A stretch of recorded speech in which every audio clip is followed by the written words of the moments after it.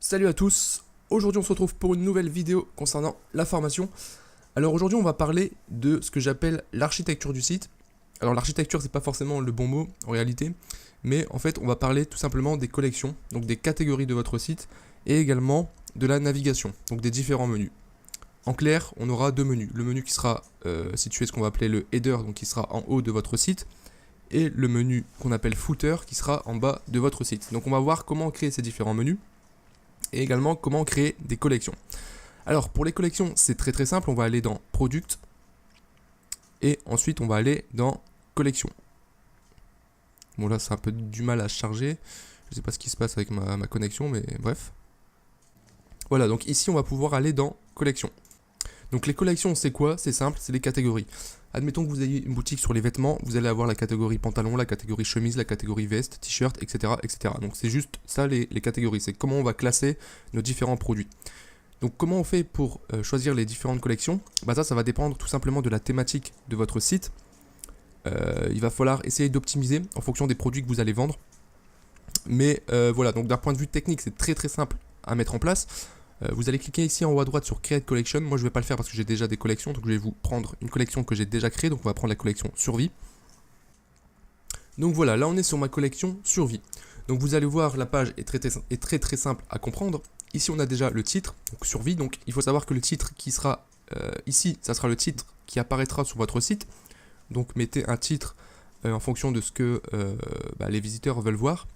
C'est vraiment le titre qui apparaîtra, donc c'est pas juste un titre pour vous. Je pense que c'est important de préciser ça quand même. Ensuite ici vous allez avoir une description. Alors la description, vous avez deux avantages à la faire. Là je ne l'ai pas faite, mais quand je vais refaire un petit peu ma boutique, donc déjà je vais refaire les catégories parce que les catégories que j'ai là actuellement sont pas terribles, il n'y a pas vraiment de lien entre elles. Quand on voit une catégorie survie puis à côté une catégorie high-tech, on a du mal un peu à comprendre.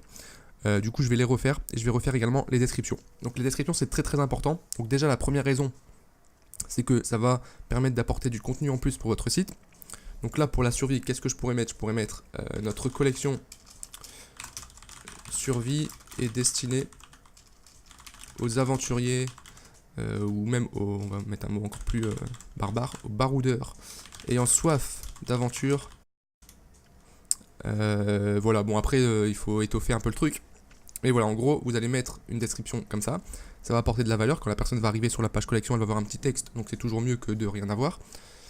Et la deuxième chose, c'est que ça va améliorer votre référencement. Donc le référencement, c'est comment votre site va être positionné sur Google. Donc ce qu'il faut savoir par rapport au référencement, c'est que ça ne se fait pas sur le site de manière générale, mais ça se fait page par page. Donc ce qu'il va falloir faire, c'est travailler chaque page. Chaque page va être référencée sur Google. Donc forcément, plus vos pages, plus vous avez de pages qui sont bien référencées, plus votre site de manière générale sera mieux référencé. Donc c'est pour ça qu'il va falloir travailler chaque page, dont les pages collection. Donc ici l'objectif ça va être de mettre du texte, du contenu, avec des mots-clés. Donc ça je ne vais pas rentrer dans les détails pour le moment, mais le but c'est que les mots-clés que vous aurez ici, ça sera les mots-clés que les gens vont taper sur Google, des mots-clés qui sont recherchés, etc. Bref, on verra certainement plus tard comment trouver des bons mots-clés, des mots qui sont recherchés via différents outils. Mais on en reparlera plus tard. Donc voilà, donc c'est pour ça que c'est important de mettre une description. Après, pareil, vous allez pouvoir ajouter des photos. Donc ici, vous avez Insert Image. Donc moi, je ne vais pas le faire, mais en cliquant dessus, vous allez accéder aux images de votre ordinateur. Vous allez pouvoir mettre des images. Donc encore une fois, c'est pour étoffer. Mettez-en pas trop non plus. Le but, c'est pas non plus qu'il y ait un pavé et qu'on voit même plus les produits de la collection. Mais voilà. Ensuite, ici à droite, on a l'image de la collection. Alors cette image, c'est l'image qui va représenter la collection. Donc moi, je vais vous montrer en fait sur ma page d'accueil. Ici, voilà, j'ai mes 4 collections. Donc ça c'est grâce à mon thème que j'ai pu faire cet affichage là. Et voilà, donc l'image de la collection va représenter la collection de cette manière là. Donc c'est important de mettre une image bien évidemment.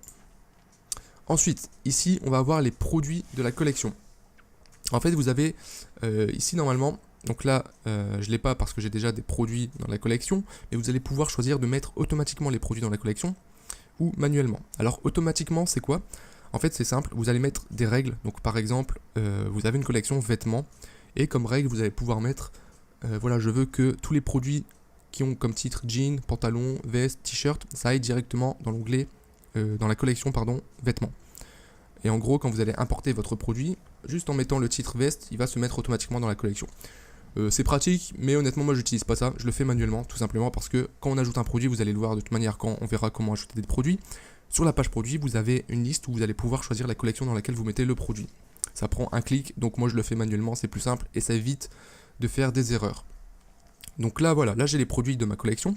Donc si vous voulez ajouter des produits, vous avez juste ici à cliquer dans la barre de recherche et ici vous allez avoir la liste de vos produits. Il suffira de cocher les produits que vous voulez mettre dans la collection. Donc c'est très très simple.